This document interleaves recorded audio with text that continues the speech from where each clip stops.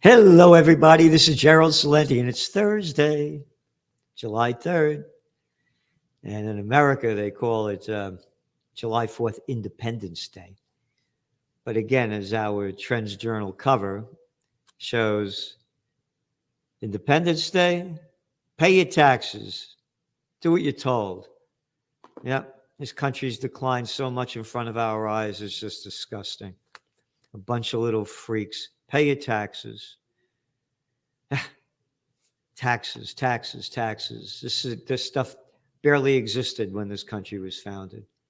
And now they keep robbing us of our money and using it to slaughter innocent people all over the world and give to their buddies. Disgusting. And it's a freak show. Anyway, on to the markets. S&P, Nasdaq, boop, new highs. You know, RFK Jr. did an interview, and I don't support him. I support a lot of what he supports, but as the man who launched Occupy Peace, and he is so pro-Israeli genocide, I'll have nothing to do with him. He did this interview, and he said, it was on breakfast radio, there's three giant corporations, BlackRock, State Street, and Vanguard, which collectively own each other. So it's really one giant corporation, but they own 89% of the S&P. They own everything. And they've now decided to buy every single family home in America, he goes on. So according to Business Insider, and this was on Yahoo Finance, they did research, an academic paper in 2017 titled, this is 2017, it's even gotten worse since then. This is 2024. Hidden Power of the Big Three. The researchers state that BlackRock, State Street, and Vanguard are the largest shareholders with 88% of the S&P firms. And morons and fucking imbeciles call this an equity market, a stock market. America, oh, the land of opportunity. Who the fuck are you kidding? Three companies. And as he said, Kennedy, it's really one big company, own 88%. That's right. Of the S&P. In conclusion, the researchers write that since 2008, there have been substantial shift from active to passive investment strategies. BlackRock, Vanguard, and State Street now dominate this passive investing market. Together, they are the largest shareholders of 40% of all U.S. companies. Yep. And de facto permanent governing boards over 40% of all listed U.S. corporations. The crime syndicates running America. Yep. And as I'm buying up houses, Redfin said in 2023 that investors bought up 26% of affordable homes. That began, by the way, back in the panic of 2008, when there was the subprime mortgage crisis. The bankster bandits who got $29 trillion bailout, according to Bard College, Levy Institute of Bard College. Hey, you don't have a job? You're deep in debt? Don't worry about it. Sign over here. You got a subprime mortgage. So all these foreclosures that happened, the banksters, Blackstone, one after another, started buying them up. And that's what the country's become. As I said, when I was a young man, there were grocery stores, hardware stores, stationery stores, drug stores. Now they're all chains. You like Staples? No, I like Lowe's. Well, Home Depot is much better. I think there were hardware stores everywhere. Everywhere. Gone. Very few. They've taken off everything. Kroger. No more grocery stores. It's a crime syndicate running America, and the people are going broke. And this is from Fox. housing prices are growing more unaffordable in the U.S. That's according to a new report published by real estate data provider ATTOM, ATTOM, which examined 572 U.S. counties and determined the median priced homes is about 80% of those areas. In those areas, 80% of the homes in those areas are at a reach for the average income earner. And the average income earner is $71,214. And you can't, there's no inflation. When I was a young guy and I got into the corporate world, I was making a lot of money, like at $32,000 back in the 70s. That was a lot of money. And now, 71,000, you can't afford anything. Yep. The portion of average wages nationwide required for major home ownership expenses is up to 35.1%. Back in 2007, it was 28%.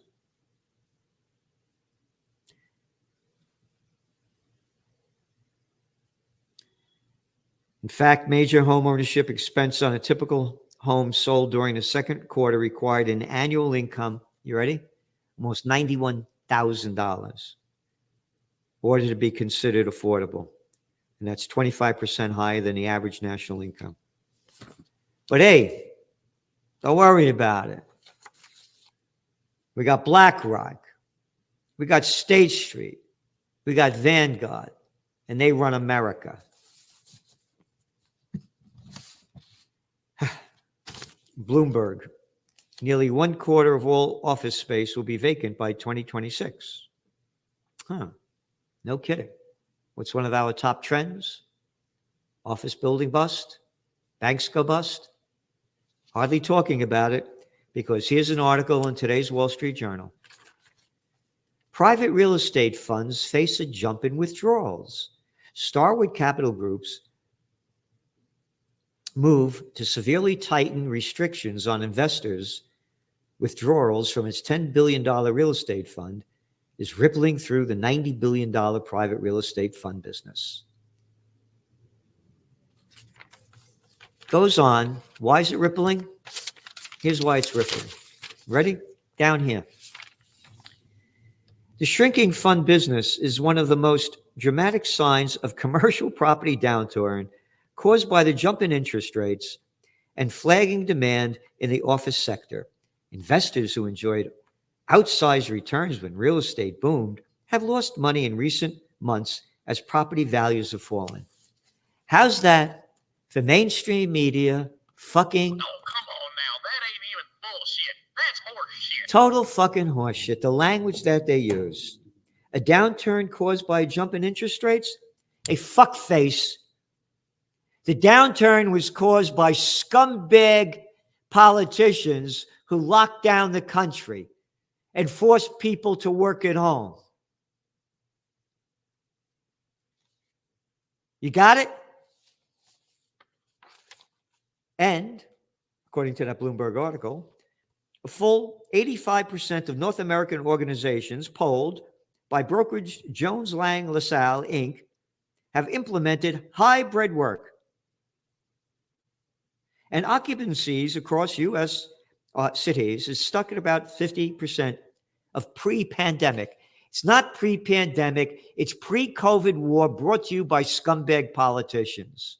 Again, they called it a pandemic on March 11th, 2020, when the grand total of 4,219 people died out of 8 billion.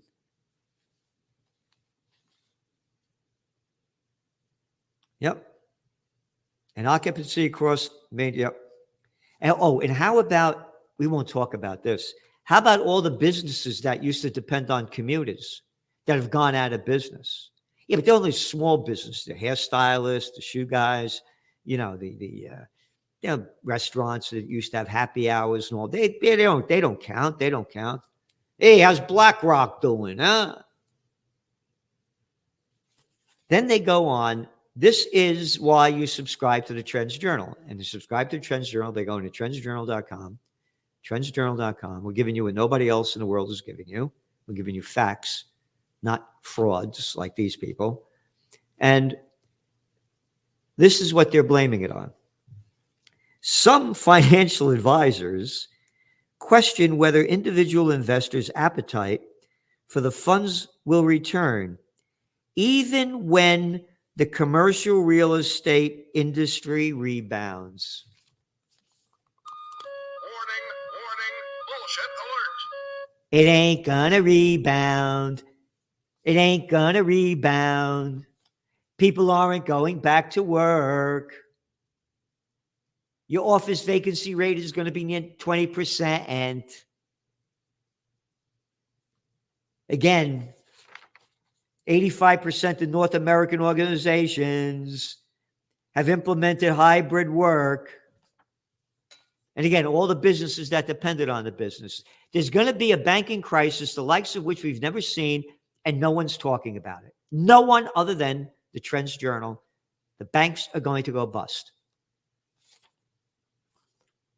And Powell on the rate cut crap. Oh, by the way, we're getting shadow banned. We're seeing one comment after another about people not being notified that we're doing, we're doing a podcast. We're doing it today because tomorrow's the 4th of July and I'm taking off for the weekend. And so subscribe, hit that subscribe button and spread the word. So Powell puts rate cuts back into view. Again, up and down. It looks like they're going to lower them in September. And gold prices today, they closed at around $3,355. So again, they haven't even lowered interest rates yet, and gold prices are still high. Again, up over $300 since our top trend forecast this year, a golden year for gold. China plans to kickstart its economy as a misfire. Yeah, no kidding. Again, China, the economy was booming. They launched the COVID war, 3 years of zero COVID policy. They destroyed the lives and livelihoods of hundreds of millions of its people. It ain't bouncing back. It's not going to bounce back. It's going to be a long time coming. It was overbuilt, as all booms are. When they got into the World Trade Organization, the GDP skyrocketed. And they overbuilt the place. By some estimates, 30% of China's gross domestic product is real estate driven. Then the real estate's in the toilet. And what else? So this is the Wall Street Journal. Big thing, this guy. Stand with Evan. Look at that. They didn't stand with Assange. Okay, on to the Biden thing. It's up and down now. President Joe Biden has told a key ally, what the fuck is a key ally? That his re-election campaign against former President Donald Trump may not be recoverable if he cannot quell concerns about his fitness for office. The guy's out of your fucking mind in front of everybody's eyes, has been for a long time, and this is a shithead. That's the president that the Supreme Court, there he goes. This is one of our Trends Journal covers 2 weeks before the debate, the fall of America. And now it's like big fucking news. And this is the cover, again, 2 days before the debate. Presidential reality show, The Great Debate, Daffy Duck versus Goofy. That's all, folks. Everybody saw it before their eyes. These are the top two people running America. And now the Supreme Court, supreme bunch of shits, came out with that new law that a president could kill, murder, steal, rob, do whatever the hell he wants or she wants. And they're okay. They could do it. Hey, it's the new America, the kingdom, His Majesty. Roll out that red carpet. Disgusting what's happened to this country. An unnamed ally said Biden is still invested in a re-election fight, but he's aware, he knows he has two more events like this. We're in different places. Reckoning on Biden age has come. Yeah, what fucking took so long? What fucking took so long? It was in front of everybody's eyes. Oh, I'm so concerned about the guy Justin Timberlake got DWI. Again, what took so long to see this? And now the big news is that Harris is likeliest to top ticket if Biden pulls out a poll. He's going to pull out. I believe he is, and I'm still saying Gotso and Gavin Newsom is going to be the guy because Harris got no following, and she's about as dumb as he is. On to the Israel war. Gaza militants are arming and regrouping. Yeah, the militants. Yeah, they were militants what they did, but now how about the militants that are destroying them, killing, now it's over about 40,000 Palestinians, innocent people, 70% women and children, destroying the whole place, but they're militants. Israel, Council on American Islamic Relations, CARE, said that, and they report that the Israeli group Peace Now said that Israeli authorities recently approved the appropriation of 5 square miles of Palestinian land in the Jordan Valley. And this is the biggest take since the 1993 Oslo Accords. I'm tired of hearing this bullshit that God gave you the land. What if you don't believe in God? A lot of people don't. And what if you don't believe in the God you believe in? Not telling you to believe in the God I believe in. Don't tell me to. It's stealing land in violation of the Geneva Convention and Article 242 of the United Nations. But they keep doing it. And the war is going to keep ramping up. Hezbollah launches barrage of rockets at Israel after top commander killed. Hezbollah says a top commander had been killed in an Israeli attack in southern Lebanon. And they're going to keep ramping it up. Ramping it up, ramping it up, ramping it up.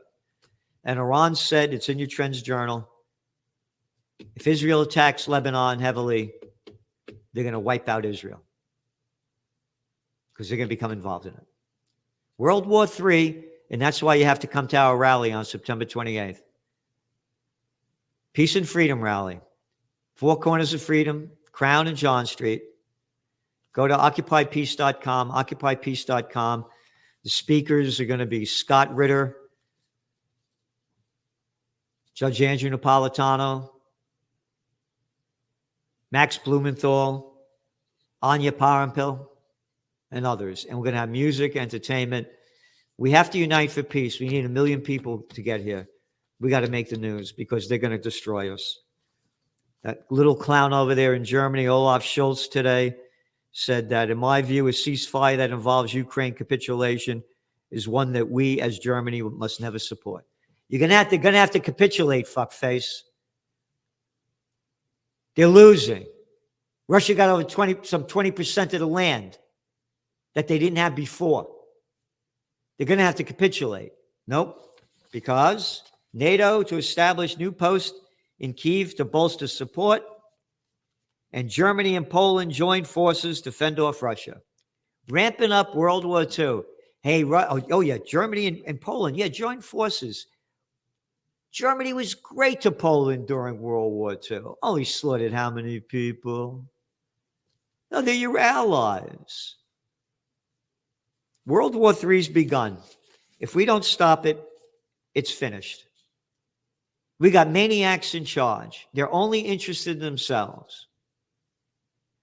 Check out the interview I did with Judge Napolitano today as well. And go to Judging Freedom. He's really making it happen. Great guests. And we're giving you everything we can. Subscribe to the Trends Journal.